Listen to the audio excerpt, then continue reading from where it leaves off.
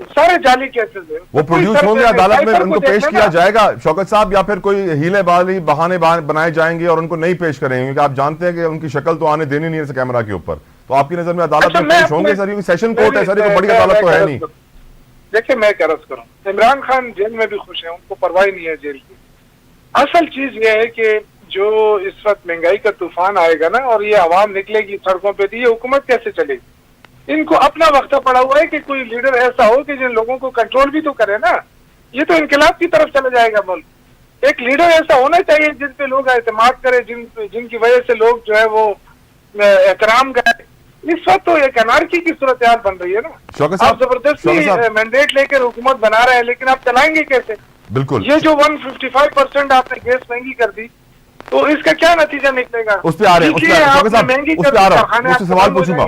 लेकिन शौकत साहब एक और इंपॉर्टेंट क्वेश्चन, खबरें हैं कि खान साहब से बड़ी मुलाकातें हुई हैं जेल के अंदर, उनको डील्स ऑफर की गई हैं, कहा गया कि आप बीमारों के अस्पताल चले जाएं, बीमारों के घर चले जाएं, बीमारों के मुल्क से बाहर चले जाएं, उन्होंने वो रिजेक्ट कर दी।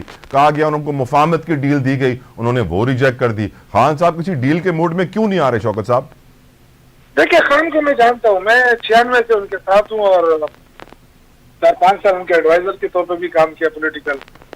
खान को मैं जानता हूँ, वो जो चीज सही होगी वो उसी को अपनाएगा। और तस्दीक कर रहे हैं सर ये डील्स ऑफर हुई हैं? मानेगा गलत बात को ना जी। आप तस्दीक कर रहे हैं सर ये ऐसी डील्स ऑफर हुई हैं खान साहब को जेल में?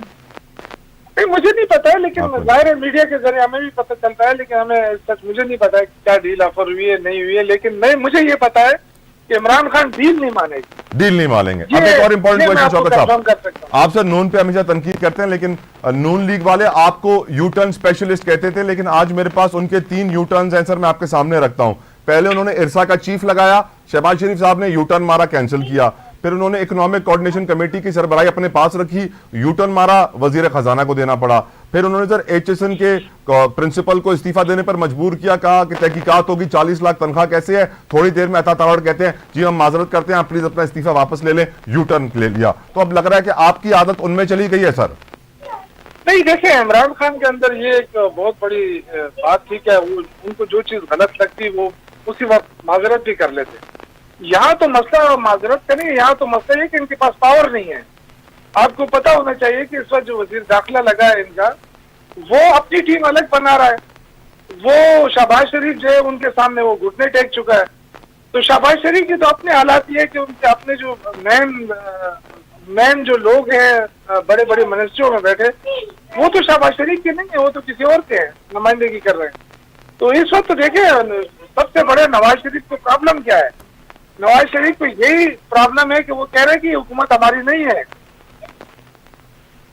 शौकत यूसुफ साहब, आपने होम मिनिस्टर का जिक्र किया। मैं हमेशा ये सोचता हूं कि मोहसिन नकवी साहब के पास ऐसी कौन सी गीदड़ सिंगी है कि वो पीसीबी को भी ऐड कर रहे हैं और होम मिनिस्टर भी हैं, जो 76 साल पाकिस्तान की तारीख में पहले कभी नहीं हुआ सर। एक तरफ खेल है, एक तरफ मुल्क को कौम की सिक्योरिटी है। बात बड़ी अजीब लग रही है सर, आपको नहीं लगती सर?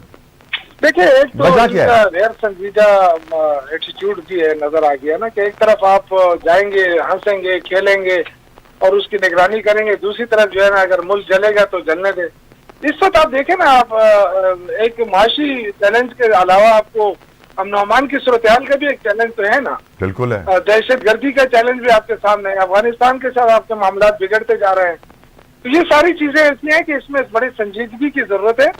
और लेकिन ये कि वो जाहिर है शहबाज शरीफ का कोई बस तो चल नहीं रहा है, वो बड़े मजबूरी के हालत में उन्होंने ये सब कुछ और सर ये अपने बच्चों की स्कूल फीस माफ कराने के लिए सर जो जिल्लत का सामना करना पड़ा है। अब नेशनल टेलीविजन पे मामला ये चल रहा है कि जी आज चीमा के बच्चों की 3 साल की स्कूल फीस माफ होना जरूरी थी, इसीलिए इतना बड़ा स्कैंडल खड़ा हो गया। ये क्या कौम की खिदमत करेंगे, किस तरह ये मुल्क के मसाइल हल करेंगे? तो अपने बच्चों की फीस में मसरूफ है सर।